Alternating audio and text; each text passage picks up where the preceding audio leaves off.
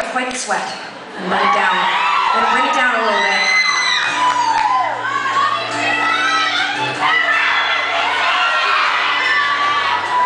I went and saw, oh, thank you. Really excited. Can I tell you a story for a second? Can I tell you something? When Sarah and I were 15, there was a great radio station in the city where we grew up, and they gave away tickets to this arena concert once, and it was like this like 3-month thing where you had to listen on the radio, and then they would announce where they were going to give the tickets away, and then you had to go there, and then they would give like 2 tickets to each person. And so even though it was like 12,000 tickets, we were hysterical because we were like, we will not get tickets. And my parents were like, they would hear, and then we would go and try to make it to a location to get tickets, and it would be during school hours. And so finally it was on a time where we were able to, or it was at a time when we were able to go and get tickets, and my mom took like us and like 85 of our friends and stuffed us all into the 86 Aerostar van and drove us down to the location where they were popular vehicle, apparently. Yeah, it was a good one. Anyway, so we all got tickets and we were so excited, and a couple weeks later we went to the show, and it was a bunch of Canadian bands, most of which are not playing any longer. And we were joking about it the other night that like all of them had like one song that we knew, but it did not matter because the amount of energy and work that went into getting the tickets meant that we were absolutely hysterical once we got there. And we didn't even have tickets in the bowl, we were like in the bleachers around the bowl. And when the first band came on, like it was like immediate, like we were just at that age where it was like as soon as music started, you started to mosh, you know? But we were like in bleachers, like we were in seats, and so you can imagine the injuries that we got from this, you know. I can't even tell you, I lost count. I fell so many times, like, and didn't just fall, like, you know, fall and then, like, I would fall and then people would jump all over me, or I'd like trip and fall downstairs. At one point there was like a full-on like crowd surfing thing downstairs, and like I remember getting into the Aerostar van at the end of the night, and my mom just like taking one look at us and being like, what the fuck? And I used to wear, like, I would buy a pair of, like, vintage cords, you know, for, like, $3 at Value Village, and I would rip the entire seam all the way up to the crotch, and then I would put safety pins. And so I, like, go up to the Aerostar van, my hair, which was, like, super long, was, like, all tangled, and, like, my pants were completely ripped in half, you know. Yeah. But thank you, ladies. Thank you.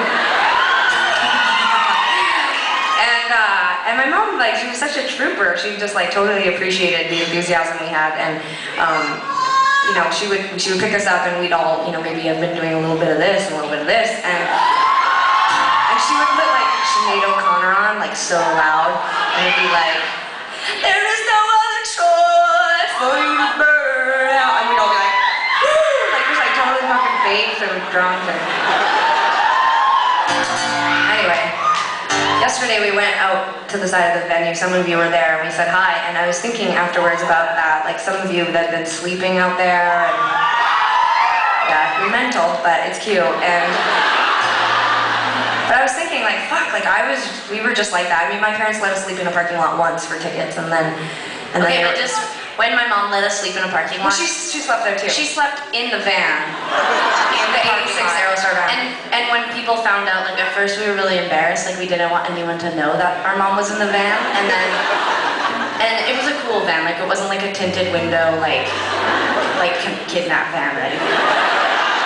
Anyway, so my mom, once everyone found out that my mom was in the van, because we made friends with all the kids in lineup, but then also we were across the street from like kind of a project, and then all the kids from the projects came over, and then they wanted Which really wasn't like what you're thinking. It was basically just like a lot of like 18 and 19-year-olds that were like cracked out and sleeping on. It was like kind of like a flop house, and so they all found out that our mom was there, and they all went to the van, and so my mom was surrounded by like kids who lived in a flop house and kids who wanted Smashing Pumpkins tickets, and she was a therapist.